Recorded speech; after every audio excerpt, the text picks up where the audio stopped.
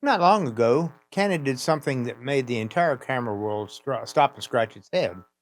They released two professional standard zoom lenses for their new mirrorless system, the RF 24-70 f2.8 and the RF 28-70 f2.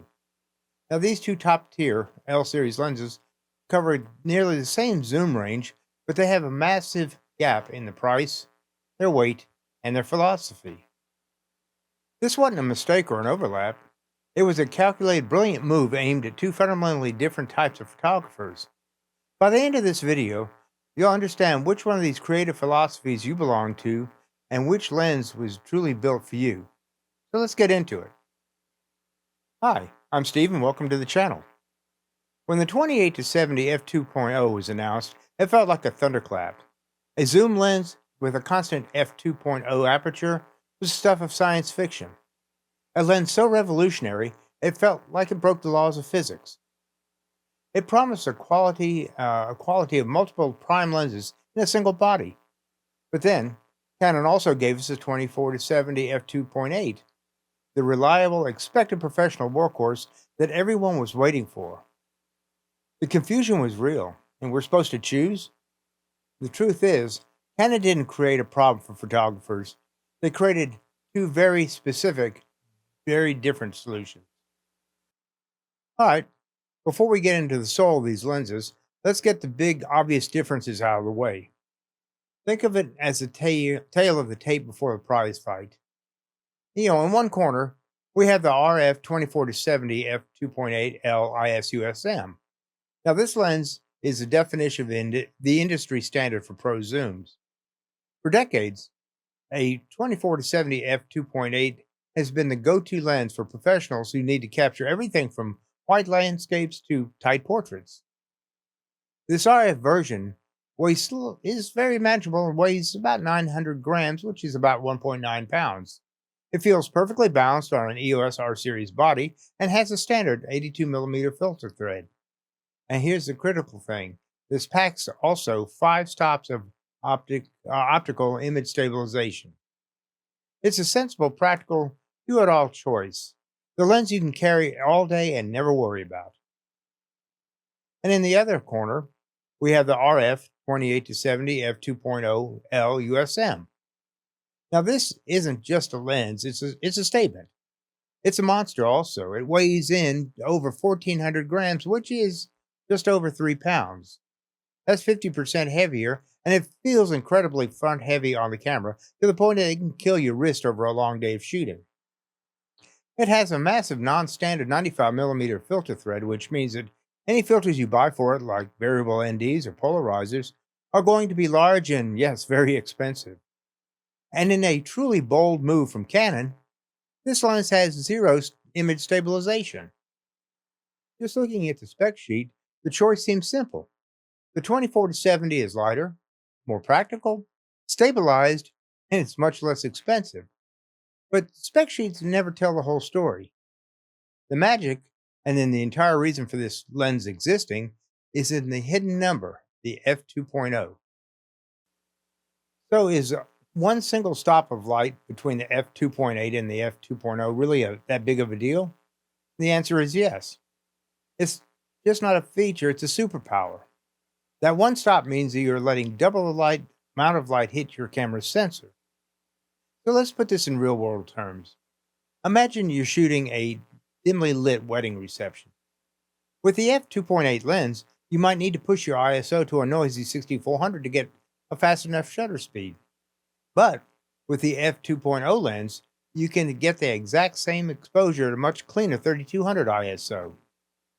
For a low light event, shooters or portrait artists that work with natural light, this one difference, this one stop means everything. But it's not just about gathering more light, it's more about the look. The 28-70 f2.0 produces images with prime light quality that zoom lenses have never been able to achieve before. For years, photographers carried a bag of prime lenses, a 35, a 50, or an 85mm, because zoom lenses just could not match the sharpness in the shallow depth of field. This lens changes that. The background blur, the bokeh, is significantly creamier and more dramatic than the f2.8 can manage. The way it renders the subject separation from the background with the almost three-dimensional pop is simply breathtaking. And while both lenses are extremely sharp, many argue that the 28 to 70 f2.0 often has a slight edge.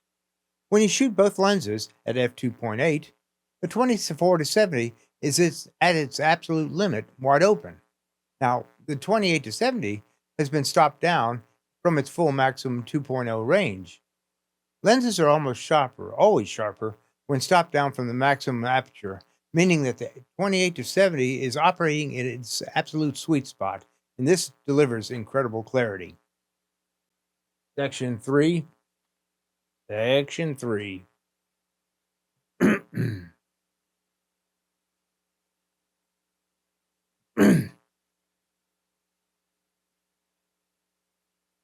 Now, a stunning image on a computer screen is one thing, but it doesn't matter if the tool you use to create it was a nightmare to handle all day.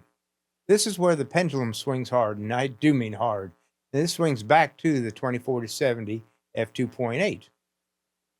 The weight of the 28 to 70 f2 is, without a doubt, its biggest single flaw. Now, we're not talking about it the way it feels a little bit heavy. After 8 hours of shooting a wedding or long day of travel shoot, your wrist will be screaming. It's a lens that you must consciously decide to bring, knowing all the physical toll it's going to take. Now, the 24 to 70, by contrast, is a joy to use for extended periods. It balances beautifully, feels like an extension of the camera, and never gets in the way of the creative process. Then there's the issue of versatility, starting with the zoom range. That extra 4mm difference at the wide end, 24mm versus 28mm, is much bigger than it sounds. 24mm is a classic wide-angle perspective that gives you sweeping, perfect view of landscapes, architecture, and captures a whole scene in a tight space. The 28mm, however, is more of a normal wide angle, but you miss that absolute extra 4mm when your back is against the wall, and you just need to get more in that frame. So what if you shoot video? The decision is practically made for you. The RF 24 to 72.8 is a runaway winner here for any kind of motion work. Well, first, it has that critical image stabilization, which works well with the in-body stabilization on cameras like the R5 and the R6, and this produces incredibly smooth handheld footage. Now, the 28 to 70 has none of this image stabilization, making it a poor choice for anything but a tripod-based video. Furthermore, the 24 to 70 has a minimal focus breathing, that distracting effect that seems to zoom as you change focus. The 28 to 70, on the other hand, has very noticeable focus breathing, making it very frustrating for professional video work. So we're left with a choice: a heavyweight champion of pure image quality that makes you work for it, versus the nimble, do-it-all champion of versatility that never lets you down. Before we get to the final reveal of Canon's master plan, which one are you leaning towards? Is it going to be the beast of bokeh or the master of versatility? Well, drop a line in the comments below and let us know. And don't forget to like and subscribe to the channel as well, and click that bell to be notified of future and upcoming videos. Let's get back to it. Well, here's the secret. The core of Canon's strategy: they never meant these lenses to compete. They weren't creating a choice, they were creating two distinct paths. They create a versatilist lens and a specialist lens. The RF 24 to 70 f2.8 is a versatilist lens. This is the ultimate jack of all trades, master of all. It was built for the creator who does a bit of everything and needs a tool that is adaptable as they are. This is for the wedding photographer who shoots stunning photos one moment and smooth video the next. It's also for the travel documentarian who needs 24mm for that epic landscape and 70mm for a compelling portrait, all without changing lenses. It's for the photojournalist who values speed, reliability, portability above anything else. This lens is the definition of a workhorse. It gives you 90% of the magic in a package that's 100% more practical. The RF 28 to 70 f2 is a specialist lens. It's not a workhorse, it's a show horse. It was built for the photographer who puts a final absolute image quality, that magical low light rendering above everything else, including their own comfort and budget. This is for the high end portrait artist who lives for that creamy bokeh and wants to cultivate its signature painterly look. It's for that fine art photographer who crafts every single frame. You accept the trade offs, the crippling weight, and the high cost, and the lack of the IS. And it's all because you need that f2.8 aperture and that one of a kind rendering that it only can provide. So, why did Canon make both? It's because in the world of photography and art, one size has never and will never fit all. They recognize that modern creators fall into different camps with different priorities. The decision isn't about which lens is objectively better, it's about making moments and asking yourself, what kind of creative photographer am I? If you value speed, flexibility, video capability, and practical all day usability, the RF 2040-70 f2.8 is your lens. It's more of a smarter, more logical, more versatile tool that will help reliably help you get every shot every single time. But if you're a specialist, if your entire style is defined by dramatic, shallow depth of field and low light images, and if you want that one lens that can truly replace a bag full of prime lenses, then the RF 28 to 70 f2.0 is your masterpiece. Canon gave the workhorse to the versatilist and the masterpiece to the specialist. Now you know which lens may be right for you. Well, thanks for watching, and please don't forget to subscribe, like, and click the bell to be notified of newly uploaded content.